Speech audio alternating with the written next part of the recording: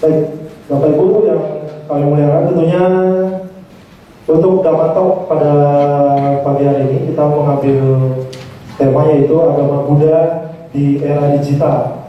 Ya, seperti kita tahu kalau kita bicara tentang era digital, ya era teknologinya informasi, di mana peralatan elektronik seperti gadget ataupun komputer lainnya sudah mengalami perkembangan yang sangat begitu luar biasanya.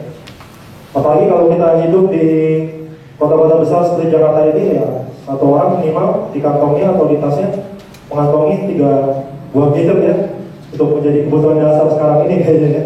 Yang pertama BlackBerry ada, kemudian Android, kedua dulu ada CDMA, sekarang mungkin mulai beralihnya ke tablet. Ya, dalam perkembangan yang seperti itu tentunya kita juga harus menyikapinya secara lebih wise, menggunakannya secara lebih baik. Dan tentunya kita pada hari ini juga ingin mendapatkan petunjuk-petunjuk dari kedua narasumber kita pada pagi hari ini. Dan yang pertama yang akan memulai membawakan materinya itu Bante Yanayasa. Kepada Bante, waktu yang tepat kami silakan.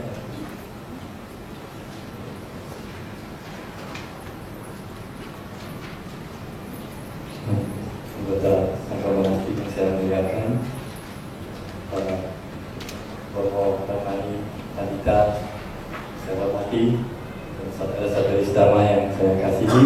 Namo Sang Adi Budaya, Namo Budaya. Namo Budaya. Ini kalau saya ngomong selamat pagi masih pantas ya. Selamat pagi. Jam 10 katanya kalau di Indonesia dengan paginya. Saya sering bingung kalau berada di Indonesia mau ngomong selamat pagi, selamat siang, sama selamat sore. Kadang-kadang suka bingung. Dan katanya di Indonesia katanya jam 10. Sebelum jam 10 disebut pagi, sebelum 10 dan boleh dibilang siang. Tapi itu tidak penting. Yang hari ini cuaca cerah, ya, itu membuat suasana hati juga ikut cerah. Ya, apalagi melihat wajah-wajah Anda semua yang cerah, kita berkumpul bersama di hari Minggu yang cerah ini, ya, untuk memperingati suatu peristiwa yang cukup penting ya dalam agama Buddha. Kita memperingati Asada. Ya. Jadi saya akan memulai sedikit menyinggung ya. Saya tidak langsung masuk ke topik, tapi saya akan membawa ya, khususnya untuk teman-teman yang mungkin masih baru ya, yang sebagian besar saya yakin sudah tahu makna Asada ya. Jadi tanpa mengurangi ya semangat kita memperingati Asada, mengapa hari ini kita membawakan topik agama Buddha di era digital ya. Jadi sekilas saja Asada itu memperingati apa? Pemutaran Dharma ya, kalau kita belajar agama Buddha, di mana setelah mencapai pencerahan atau penerangan sempurna ya, Buddha sempat merenungkan apakah mau memberikan ajarannya ya, berbagi ya, dengan umat manusia ya, dan akhirnya beliau memutuskan ya, karena ada permohonan dari Dewa untuk yang bernama Ashabadi untuk berbagi ajaran yang begitu mulia kepada manusia sehingga ya, semua makhluk bisa merasakan manfaatnya. Nah, akhirnya Buddha berpikir ya, siapa yang bisa ya, saya bagikan dulu ajaran yang mulia ini. Akhirnya Buddha memutuskan untuk berbagi dengan teman-teman yang berlatih bersama ya. Beliau berlatih di Uruwela, 5 orang pertama ya.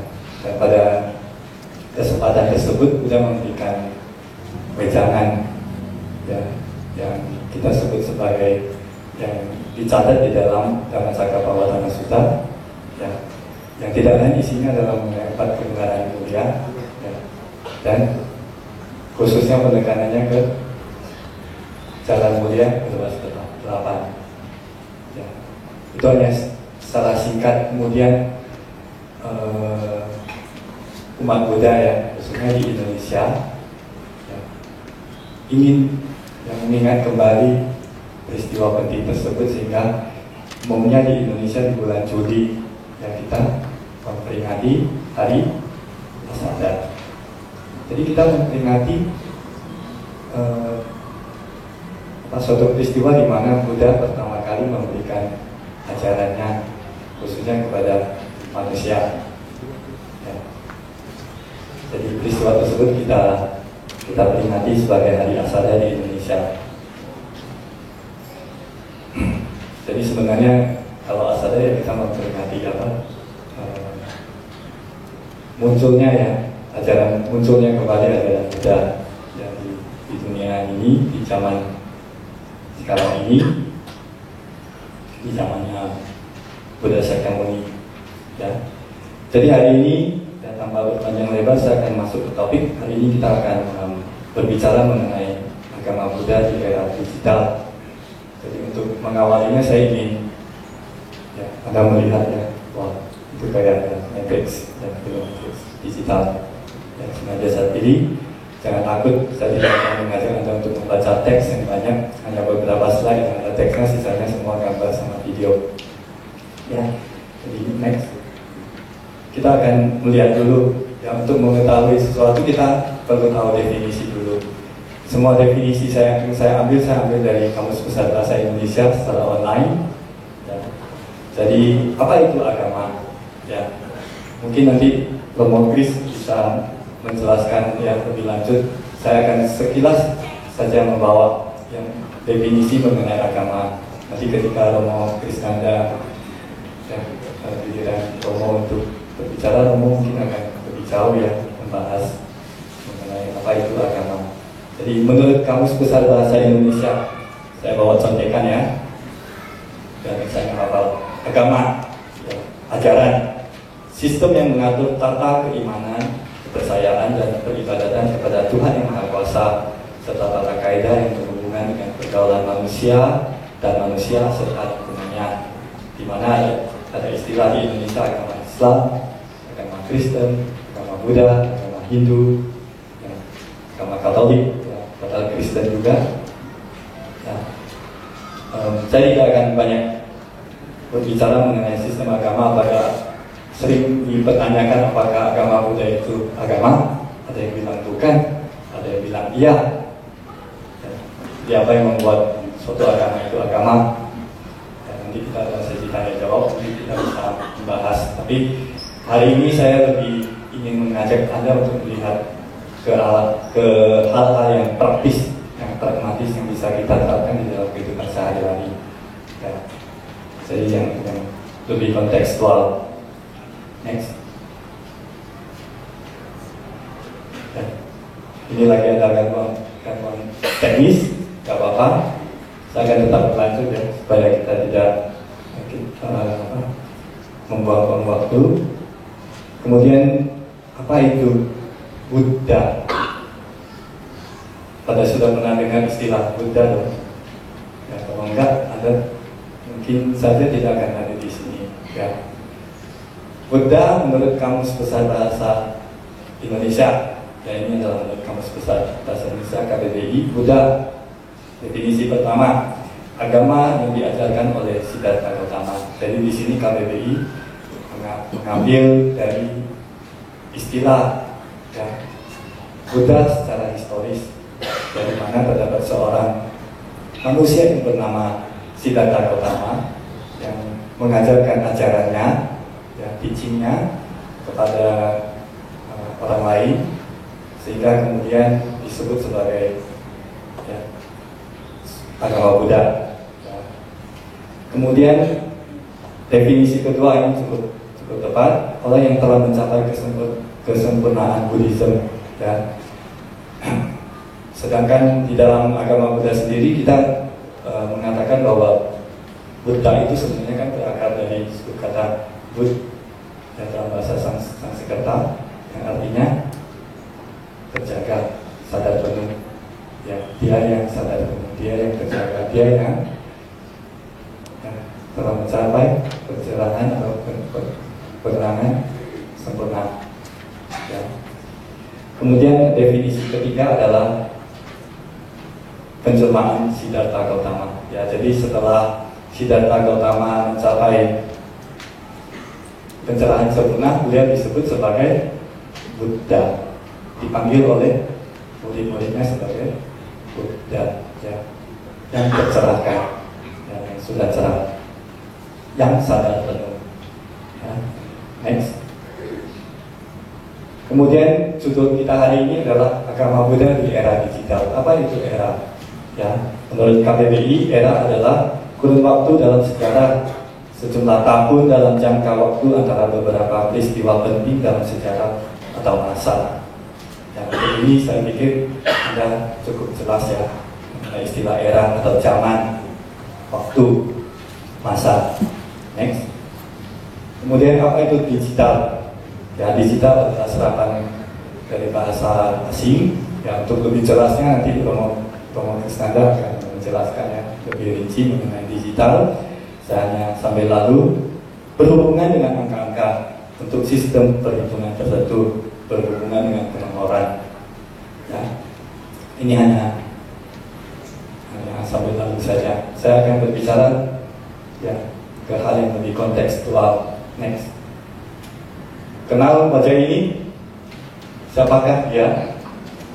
Albert Einstein ya. Wajah yang cukup familiar ya, yang sangat terkenal. Beliau dikenal sebagai seorang ilmuwan besar yang di abad 20 ya, yang boleh dikatakan juga merubah kehidupan manusia dengan teori-teorinya dan penemuan-penemuannya ya. Nah, kenapa saya tampilkan wajah beliau di sini? Karena beliau pernah berkata, ya, Albert Einstein pernah berkata, jika terdapat suatu agama yang bisa melayani kebutuhan ilmu pengetahuan modern, ya, agama itu adalah Buddhism, ajaran Buddha. Ya, kenapa saya menampilkan ini? Karena kita hari ini berbicara mengenai ajaran Buddha. Saya pribadi lebih senang ya untuk menggunakan istilah ajaran Buddha dibandingkan agama Buddha. Ajaran Buddha adalah suatu ajaran yang sangat kontekstual, yang bisa menyesuaikan dengan perkembangan zaman. Jadi kalau kita pikirkan dari zamannya ya pangeran zamannya Buddha, ya, Gautama masih hidup sampai sekarang sudah hampir 2600 tahun ya, selalu mengalami perkembangan dan selalu bisa menyesuaikan ya, dengan perkembangan zaman. Ya, itulah sebabnya ke slide berikut, next. Ya, kita katakan agama Buddha adalah agama yang sangat kontekstual, yang bisa menyesuaikan dengan saat ini, now.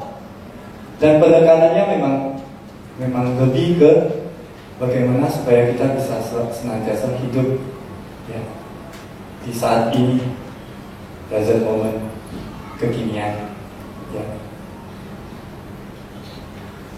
Tidak terlalu banyak berbicara mengenai masa lampau dan masa yang akan datang, tetapi bagaimana caranya supaya kita senantiasa bisa hidup sepenuhnya di sini dan sekarang ya. Nah, kemudian next, dunia sekarang yang sudah sangat berbeda dengan 2600 tahun yang lalu ya. Dunia sekarang ini sudah masuk ke dunia yang kita sebut sebagai dunia era informasi, era digital ya. Jadi sekarang sudah siang ya. Siang ini saya ingin membawa Anda untuk melihat lebih jauh apa relevansinya dengan ajaran Buddha. Bagaimana caranya kita menerapkan di dalam kehidupan kita sehari-hari. Ya, saya tidak berbicara yang wah, saya akan berbicara sesuatu yang sangat dekat dengan Anda, yang Anda alami sendiri dalam kehidupan sehari-hari ya. Next. Jadi saya ingin mengajak Anda untuk melihat evolusi manusia ya.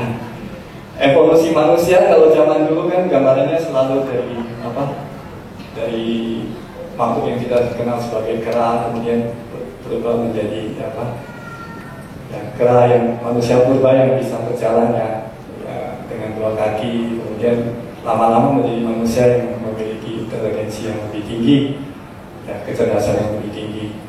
Dan kalau di gambar ini kan dipelesetin lagi, udah gak masuk lagi zaman berburu, zaman pertanian, zaman industri ya kalau kita berbicara sejarah ya. Dan akhirnya sekarang masuk ke era komputer, era digital, era informasi, sehingga gambar yang terakhir jadinya seperti itu. Manusia seolah-olah kembali ke awalnya lagi, sudah berdiri tegak, akhirnya kembali lagi. Itu suatu kemajuan atau kemunduran? Nah, ini pertanyaan retorik, tidak perlu Anda jawab. Anda pikirkan sendiri, apakah kita mengalami kemajuan dengan adanya kemudahan teknologi zaman sekarang, atau apakah malah kita kembali seperti dulu? Ya, Anda jawab sendiri di dalam hati Anda. Next. Jadi di sini ya, kita sudah berubah menjadi makhluk digital, graphical digital. Nah, jadi kalau zaman dulu masih pakai gambarnya masih mirip kera, zaman sekarang mungkin ikonnya seperti itu, ya, lambangnya seperti itu. Jadi hanya sekedar menunjukkan kepada Anda evolusi ya, yang terjadi pada manusia, ya, khususnya di zaman sekarang ini. Next. Jadi Anda bisa lihat, saya yakin sebagian besar dari Anda bisa mengenali simbol-simbol tersebut ya, bagi anak-anak muda khususnya ya, banyak menggunakan gadget. Jadi Anda tahu mulai dari ditemukannya ya listrik sampai kalau kita berbicara lebih jauh ke masa yang lampau, dulu agama muda bisa berkembang karena turun-temurun dibawa secara verbal, secara oral. Jadi dari satu guru ke muridnya lewat transmisi secara verbal. Kemudian terjadi revolusi, terjadi kemajuan teknologi. Zaman itu ditemukan yang disebut kertas, tinta, kemudian sistem percetakan. Itu merubah sekali perkembangan agama, ajaran Buddha khususnya pada zaman itu. Ya, itu adalah itu setara dengan penemuan zaman sekarang, suatu penemuan besar yang merubah kehidupan manusia. Ya, sampai akhirnya ditemukan lagi yang namanya listrik, ya, ditemukan lagi yang namanya radio, kemudian ada televisi, ya. Ya, Anda masih ingat zaman dulu sebelum ada yang namanya telepon, ya. Zaman sebelum ada telepon genggam, ya, atau HP kalau zaman sekarang dibilangnya, kamera digital dan sebagainya. Banyak sekali peralatan-peralatan ya zaman sekarang ya, yang katanya yang sudah merubah kebiasaan hidup manusia, yang katanya sudah bisa ya, merubah ya, kita sudah bisa melampaui yang namanya waktu dan ruang. Khususnya ruang sudah tidak terbatas lagi. Kalau zaman dulu saya ingin bertemu dengan Romo Kris, mungkin kita rumahnya di kampung yang berbeda. Saya ingin berkomunikasi, saya harus mungkin berjalan kaki sampai ke sana bertemu, Romo Kris, saya sapa, terus ngomongnya secara langsung. Ya, setelah ditemukan yang namanya radio atau telepon, bisa lewat radio atau lewat telepon. Apalagi zaman dulu masih teleponnya di rumah, harus di atas meja atau di atas kursi, kita harus telepon. Kemudian telepon genggam, ya, handphone, di mana saja saya bisa telepon. Yang mudah-mudahan Romo Kris ngangkat, katanya ya. Percuma kalau saya telepon nggak diangkat. Ya seperti itu.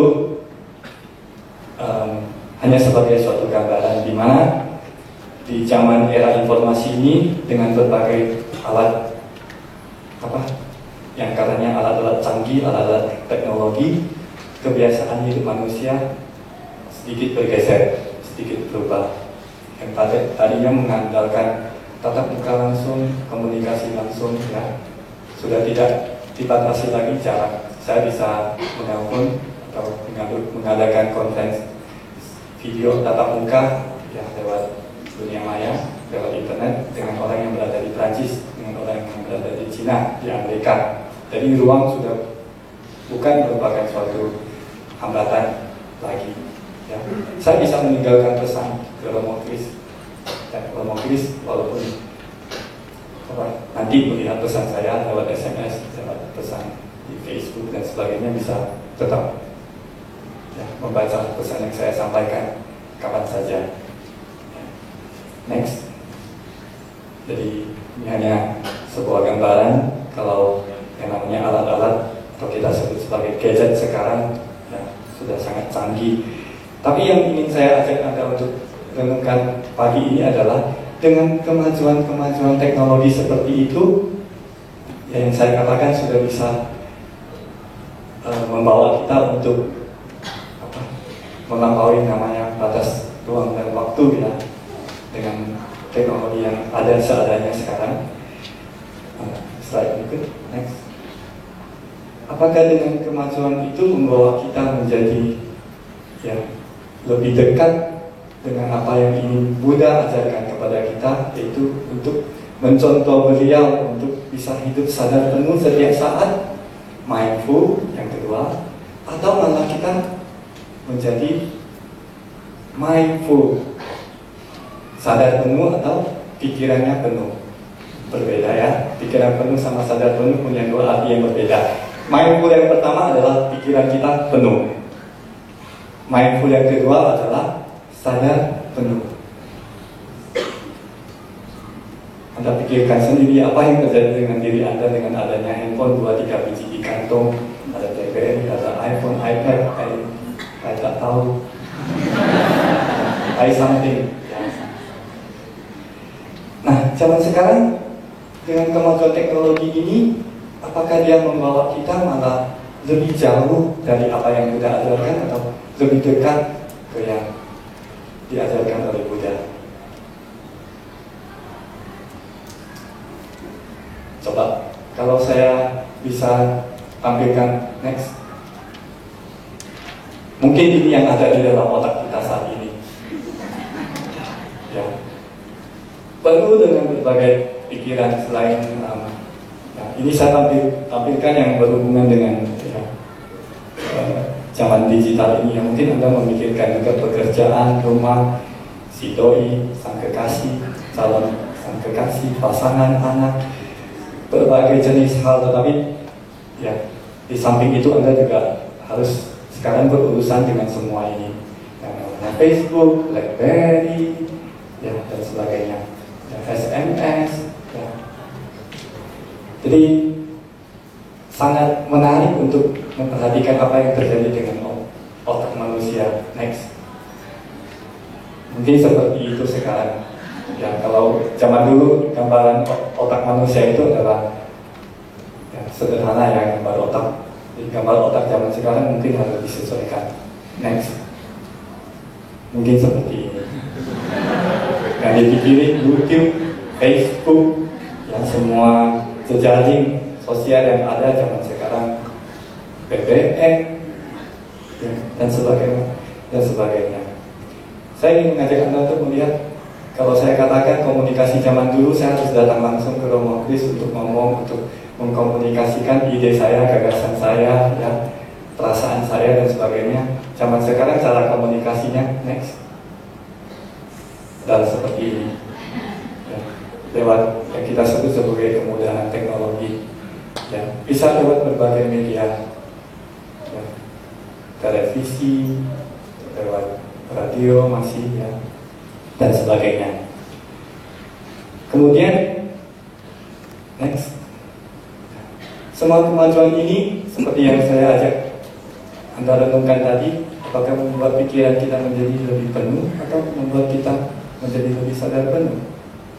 Apakah dengan adanya berbagai kemudahan teknologi itu membuat Anda ya, senantiasa hidup sepenuhnya di saat ini seperti yang dianjurkan oleh Buddha, menjadi sadar penuh, mencontohi beliau, ya, yang sadar penuh ketika berbicara, sadar penuh ketika bertindak, sadar penuh ketika berpikir.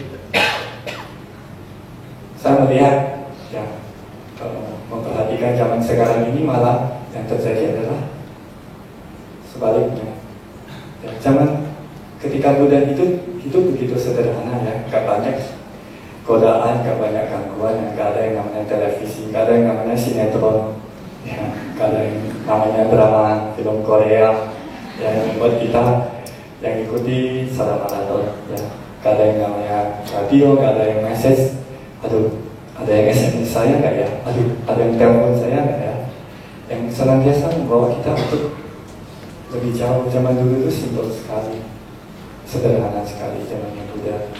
Sehingga kalau kita pikirkan zaman sekarang tantangannya lebih banyak ya. Kita senantiasa tidak hanya, kalau orang zaman dulu hanya mikirin apa yang ini, tantangan mereka adalah pikiran monyet ini selalu kembali ke masa lampau, terbawa ke masa yang akan datang. Sehingga untuk sadar penuh ya, senantiasa sadar penuh di saat ini itu sulit sekali, karena masih dihantui oleh pengalaman masa lampau ya, menyesali contohnya perbuatan yang kurang rajin yang pernah dilakukan dan sebagainya.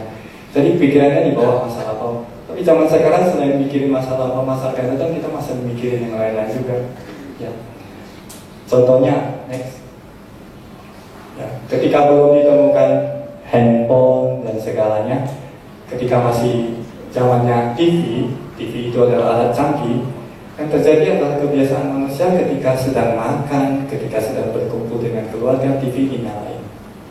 Ketika ngobrol dengan anggota keluarga, malah mata, telinga, perhatian semua lari ke televisi. Ketika makan, ke televisi.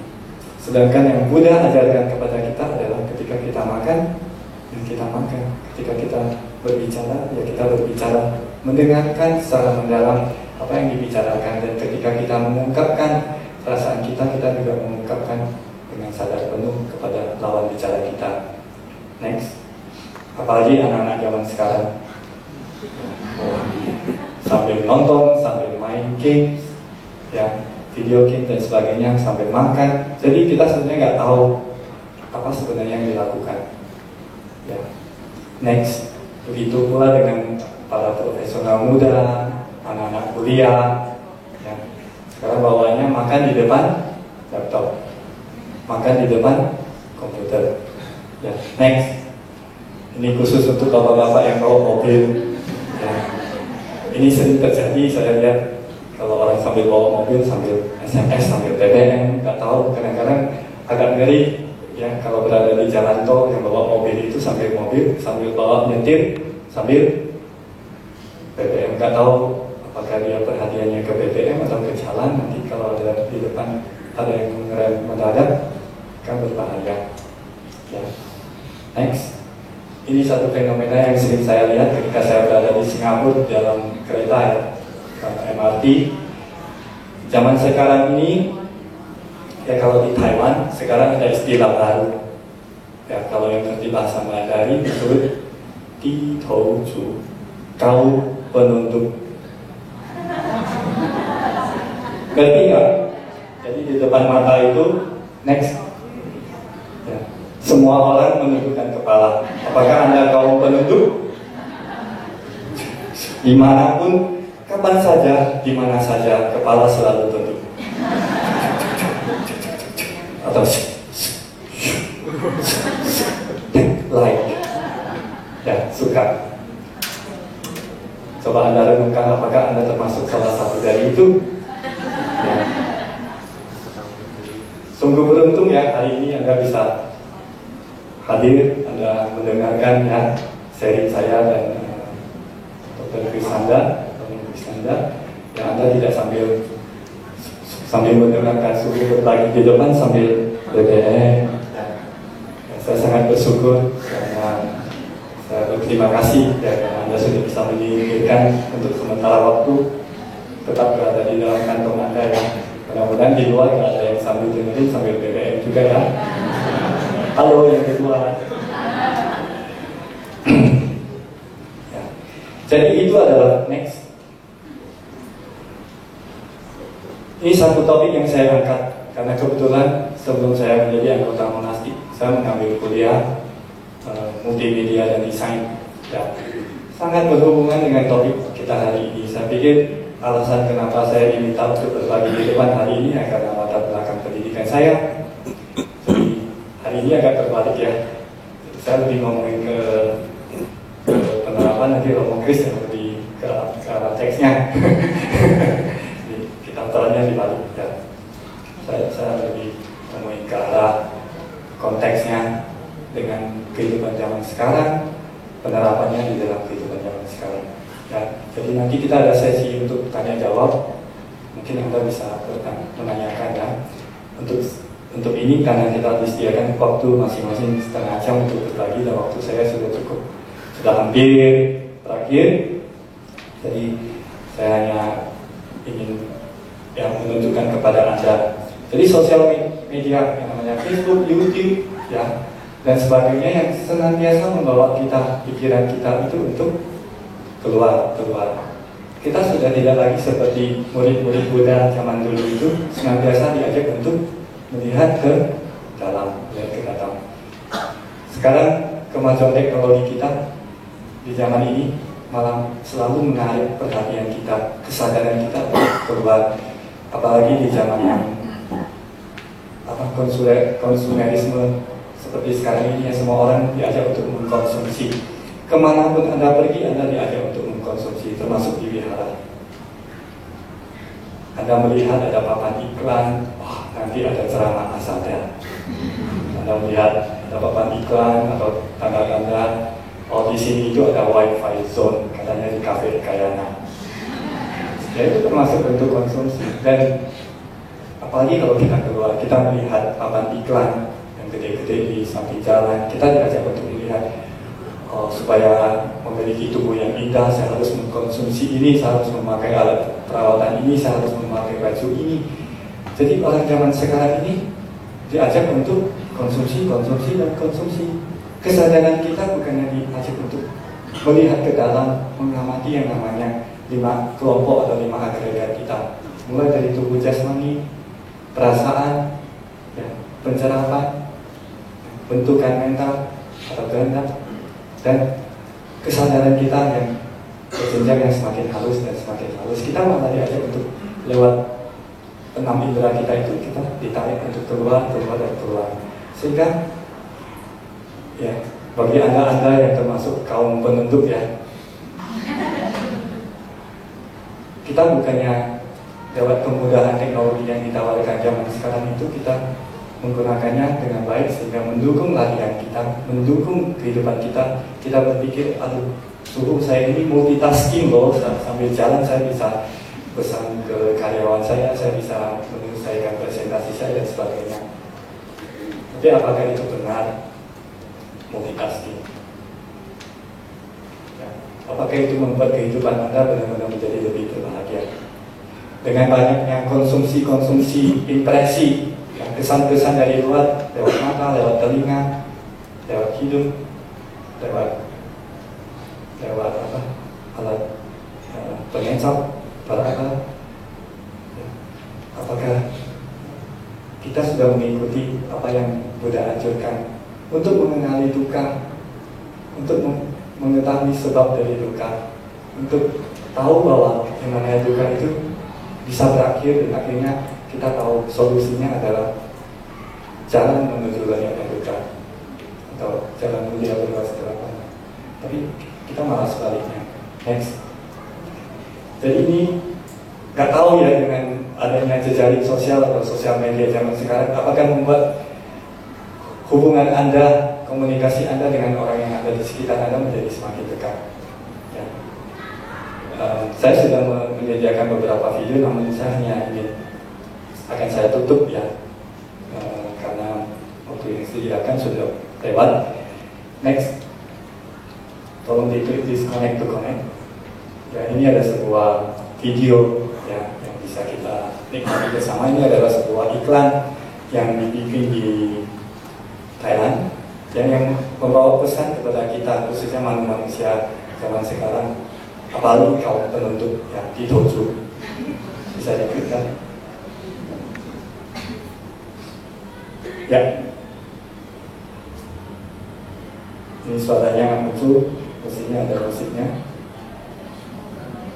Tapi kalau apa silakan disimak. Ini yang terjadi di dalam kehidupan kita sehari-hari. Ketika Anda makan bersama teman, ya.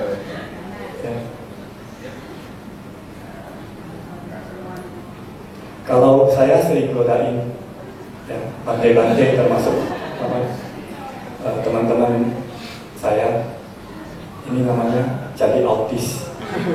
Itu di dunianya sendiri. Ini yang terjadi sama kita ketika berada di shopping mall, ketika sedang bermain basket, ya, kapanpun dan dimanapun Anda berada.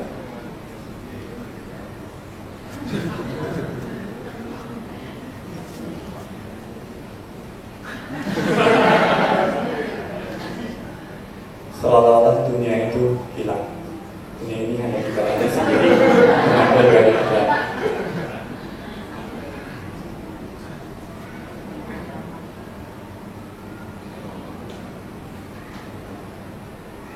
Apa yang harus kita lakukan? Kita disconnect. Setelah kita disconnect, apa yang kita lihat? Orang-orang yang ada di sekitar kita. Ya.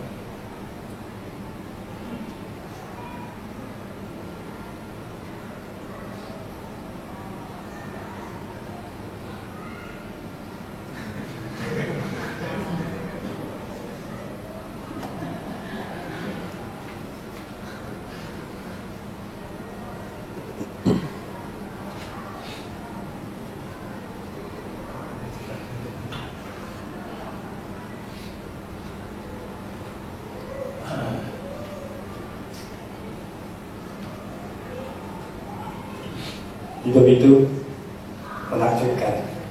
Ya. Anda perlu memutuskan hubungan dengan gadget Anda untuk kembali berhubungan dengan orang-orang yang ada di sekitar Anda, termasuk ke diri Anda sendiri. Dan saya masih ada beberapa slide, tapi saya tidak akan berpanjang lebar. Saya cukupkan sampai di sini. Yang pesan yang ingin saya bawakan adalah kemudahan teknologi seharusnya membawa kita untuk idealnya ya, menjadi alat pendukung supaya kita bisa berlatih, bisa belajar dharma. Ya, di stop aja. Jadi kita bisa menggunakan banyak sekali sumber daya yang ada, khususnya di dalam internet ya, untuk mencari. Zaman sekarang banyak sekali sumber-sumber. Anda bahkan bisa membaca Tipitaka ya, secara online di internet ya. Dan bagaimana caranya kita berlatih sedemikian rupa sehingga jadi dalam kehidupan sehari-hari kita bukannya malah tertarik oleh alat-alat yang seharusnya mendukung kehidupan kita, malah yang terjadi sebaliknya membawa kita lebih jauh dari kehidupan ya. Mungkin untuk lebih lanjut nanti bisa di sesi tanya jawab. Anda boleh silakan bertanya. Untuk selanjutnya saya serahkan kepada Romo Kristanda untuk menyampaikan pesan dari beliau.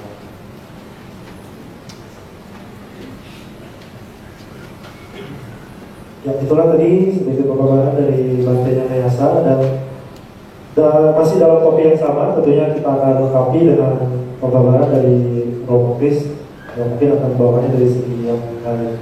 Waktu dan tempat kami persilakan pada Romo Kris.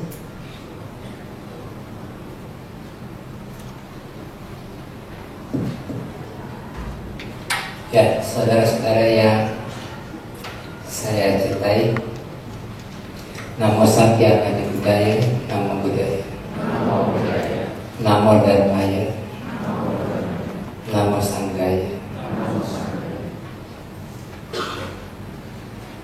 Saya beruntung bisa bersama dengan Bantenya Mayasa di hadapan saudara untuk sharing ya, mengenai apa yang kita tahu dan pernah kita alami.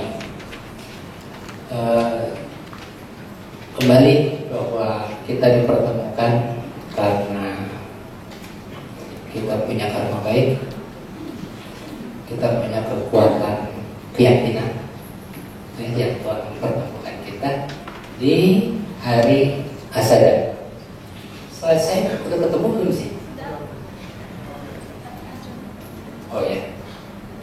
Oke. Tadi Bante Nyanyasa sudah menyebutkan bahwa Buddha pernah bimbang. Bayangkan, Buddha bimbang. Apakah mengajarkan dharma kepada manusia atau tidak? Dan kita semua tahu bahwa di dalam kitab Vinaya ini, ya, disebutkan bahwa Brahma Sampati memohon kepada Buddha. Pertanyaannya, waktu saya sampaikan kepada mahasiswa program S2 di sebuah universitas sekolah tinggi ya, agama Buddha, apa artinya peristiwa ini? Oh, Brahma itu kan Tuhan dalam agama Hindu. Tuhan memohon kepada Buddha untuk mengajarkan dharma. Dan Buddha memenuhinya. Kenapa? Karena Brahma itu berhasil membujuk Buddha. Menyebutkan bahwa ada sedikit, memang tidak banyak, sedikit orang, tapi sangat berarti, yang punya debu cuma sedikit di matanya, dan mereka bisa menerima dharma dan akan tertolong. Cuma untuk menyatakan bahwa Buddha lebih unggul dari Brahma, dari Buddha, dari yang disebut Tuhan dalam agama Hindu. Saya cecar berikutnya. Kalau begitu Brahma bisa baca pikiran Buddha dong. Brahma lebih tahu dari Buddha dong. Gimana jawaban kita?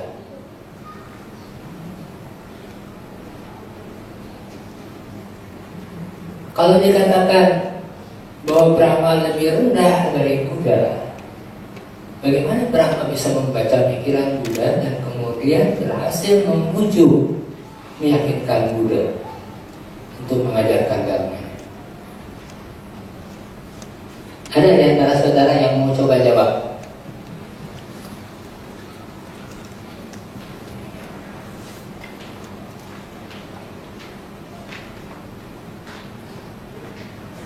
Buddha Maha Tahu. Kalau digambarkan otaknya tadi dengan gambaran dari Bante Nyanyasa, itu lebih kompleks dari segala perangkat yang ada. Nah, kalau Buddha itu hadir di antara kita sekarang, di zaman kita sekarang, terus betul-betul nggak akan mengajarkan dharmanya, atau tanpa dibujuk Brahma malah mengajarkan dharma? Kira-kira gimana tuh? Zamannya masih sama nggak dulu sama sekarang? Masih. Yang katanya sedikit debu dulu dengan sekarang sedikit debu di mata kita sama nggak? Enggak, sekarang lebih banyak debunya. Oke.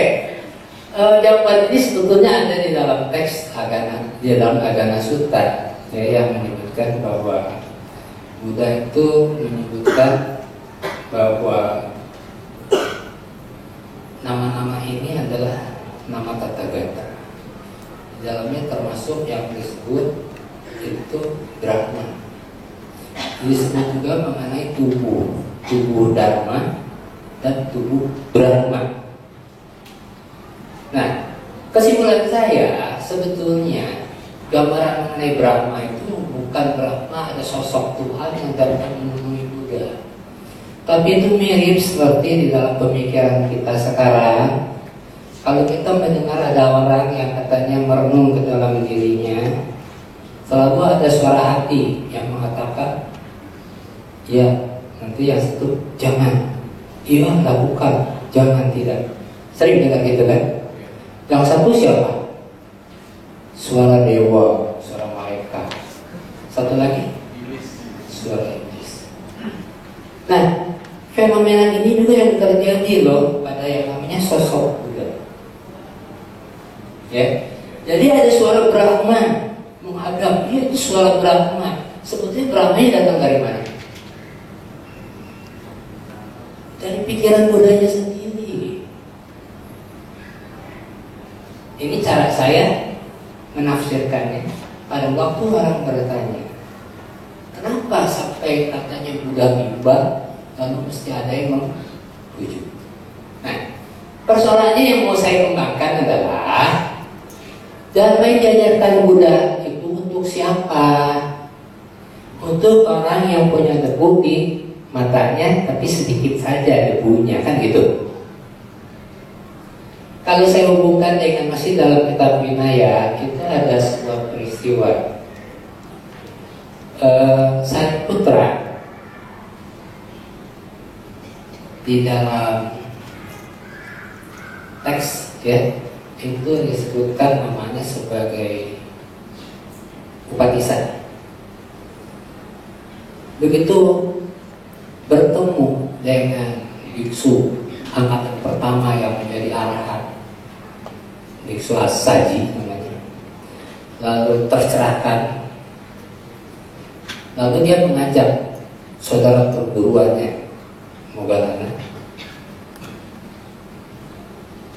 Mereka sepakat untuk mencari Buddha dan mengajak teman-teman seperguruannya, lalu juga mengajak gurunya yang bernama Sanjaya. Gurunya waktu diajak oleh muridnya untuk pergi menemui Buddha bertanya, di dunia ini lebih banyak mana? Orang pintar atau orang bodoh? Jawaban kita? Tidak ada.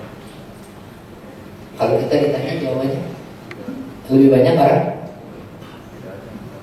bodoh. Ya, waktu itu disebutnya lebih banyak orang bodoh.